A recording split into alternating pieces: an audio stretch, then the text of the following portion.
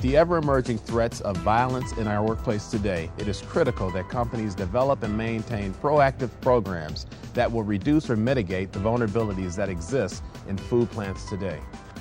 In order for our food supplies to remain safe and secure, each one of us must play a critical role from the CEO on down to the line worker.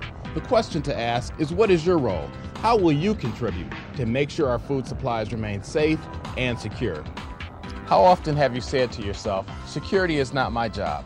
Well, that's a very common statement. Just remember, regardless of the size of your plant or the location of your facility, security is everyone's responsibility. The threat may be real, but so is our response.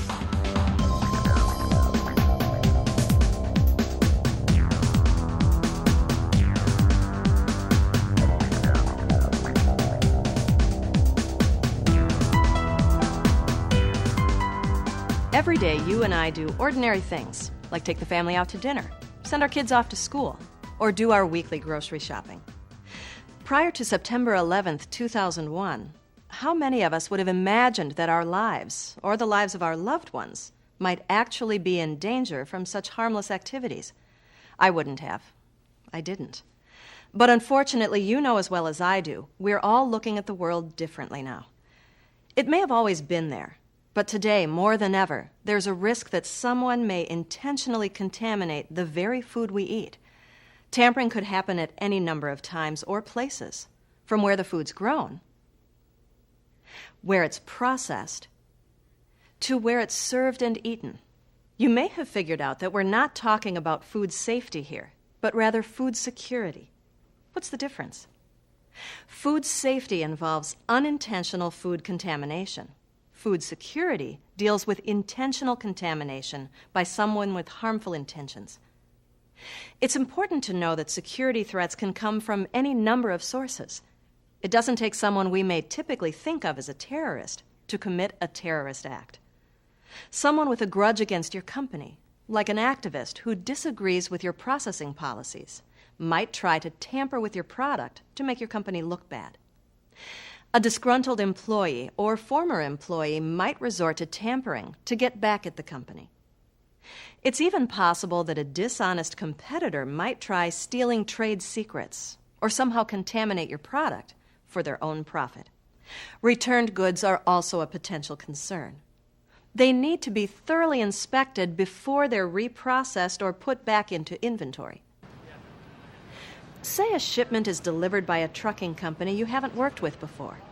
The driver tells you his company just got a contract with your supplier, so you'll be seeing more of him. The shipping papers are in order.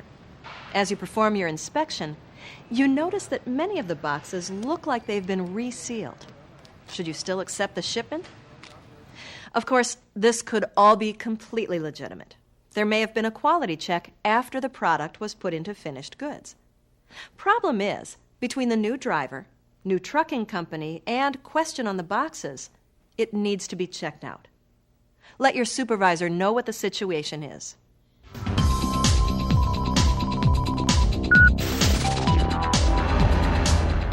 Have you ever thought about security in your company's storage areas? Ingredients and packaging might be safely received and transferred to silos, bulk storage tanks, or warehouses.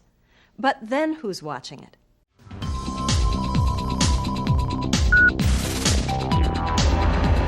If everyone takes security to heart and does their job to prevent problems, the food your company produces should be safe and secure. But if the worst happens and your product is contaminated, whether intentionally or not, your company will need to immediately implement recall procedures to prevent people from eating tainted food. Nobody wants that to happen. So remember, as a person who works in the food industry, you are the first line of defense when it comes to food security. If something looks suspicious, follow your company's security procedures. Never assume someone else will take action about suspicious activity. It's your responsibility too. Your role is key in keeping the food supply safe and secure. You're helping protect the health and well-being of everyone who uses or depends on your product. There's too much at stake not to be vigilant.